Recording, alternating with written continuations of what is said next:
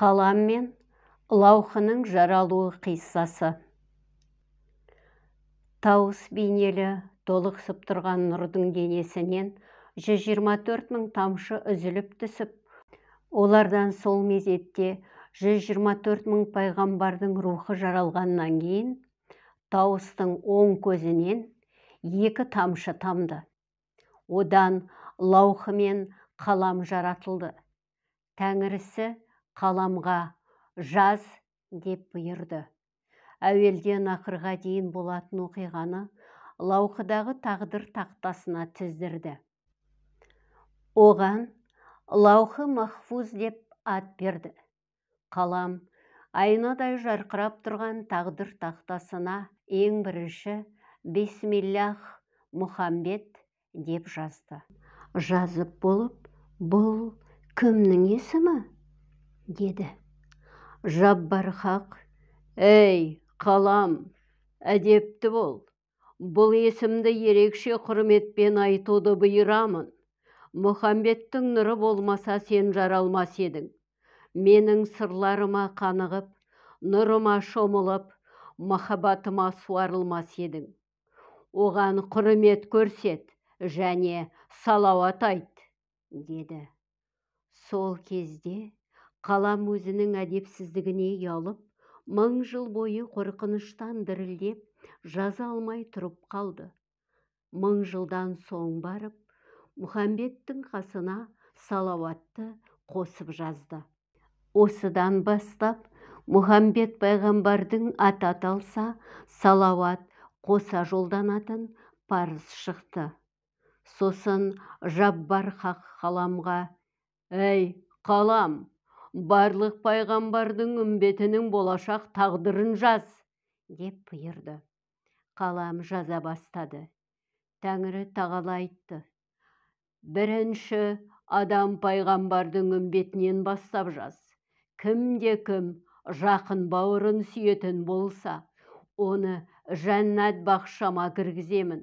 Ал мал үшін арын сатып, кісі баласының қанын төксе, тозаққа тастаймын. Нұхтың үмбетін жаз.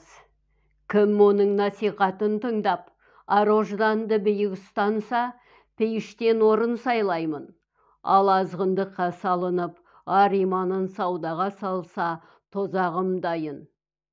Ыбырайымның үмбетін жаз. Кім оны мойындап, жомарттық пен қайырымдылыққа құмар болса, Кәусар бұлағынан қанып ішеді. Дүние қоңыздықтан жалған дін жасаса, тозақта ішкені у мен захар болады. Мұсаның үмбетін жаз. Кімде-кім пұтқа табынбай, Алланы бір деп біліп, надандықпен күресетін болса, жұмағыма кіргіземін. Егер ілімді аяқ асты таптап, зорлық-зомбылыққа үйір болса, тозаққа тамызық етемін. Ғайсаның үмбетін жаз. Кімде-кім жүрегім махаббатқа байласа, пақырлықтан қорықпаса, оны қорларым күтіп алады. Егер сатқындық пен аярлықты елге зорлап таңатын болса, жайы жаһаннамда болады, деді. Осылайша барша пайғамбардың үмбетін жаздыра берді. 124 мың пайғамбардың үмбеті түгел жазылып болды. Соңғы кезек Мұхамбеттің үмбетіне келді. Қалам Алланың әмірін күтпестен, егер кімде-кім жүрегін таза ұстап, Құдайдың алдына кіршкісіз жүрекпен келсе, оны пейішпен қуантамын. Мұхамбеттің қарабет үмбеті Алланың атын жамылып, адам өлтіретін болса, дінді бетперде етіп, қан төгетін болса, ар намысты аяққа таптап, дінді бұлғайтын болса, тамұқтың түбіне тастаймын, деп жаза бастап еді. Тәңір тағала, әй қалам, деді әмірлі дауыспен. Қалам қорқып кетті. Асықпа, әдепті бол. Бұлар әлемдердің рахымы болатын Мұхамбеттің үмбеті. Қалам өзінің әдепсіздік жасағанын түсінді. Алланың қаһарлы әмірінен қорқып кетіп, екіге жарылды. Тағы да 2000 жыл бойы зәре-құты қалмай дірілдеп тұрды. Содан бастап қалам екіге жарылмаса жаза алмайтын қасиетке ие болды.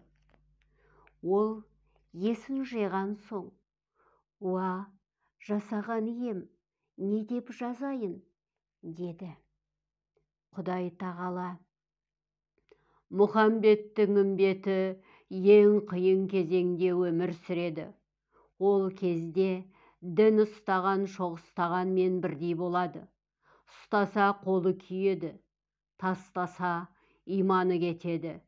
Ол заманда жерлер жақындайды, теңіздер тартылады, дәстүрі тәрк болады, дүние қоңыздық сәнге айналады.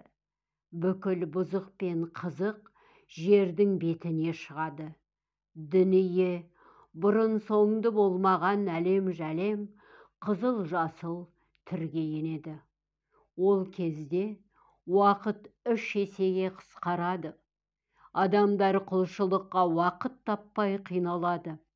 Мұндай шырғалаңнан діннің турасын тауып, әділдік үшін күресу екінің біріне нәсіп болмайды. Бірақ сонда да олардың арасында арды күзетіп, әділдікті түзететін дидар талап құлдарым болады. Олар мені сүйеді, мен оларды сүйемін. Табанды құлдарым момынға жұмсақ, қара ниет залымдарға қатал келеді.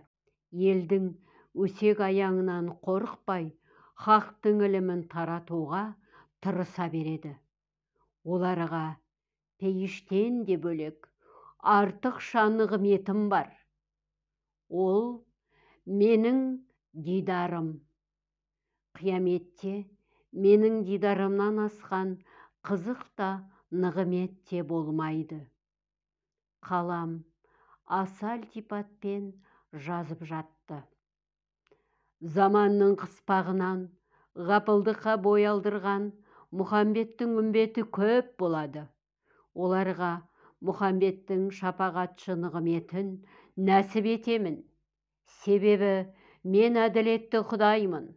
Бірақ оның шарты сол: олар пайғамбарына салауат айтсын.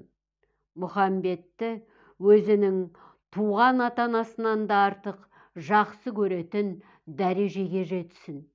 Кешірім сұраса, тәубесін сол мезетте сүйіктім Мұхаммедтің құрметіне қабыл етемін, деді.